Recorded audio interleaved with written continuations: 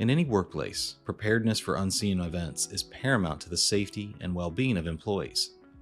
An Emergency Action Plan, or EAP, serves as a foundational tool in ensuring a coordinated and effective response to emergencies.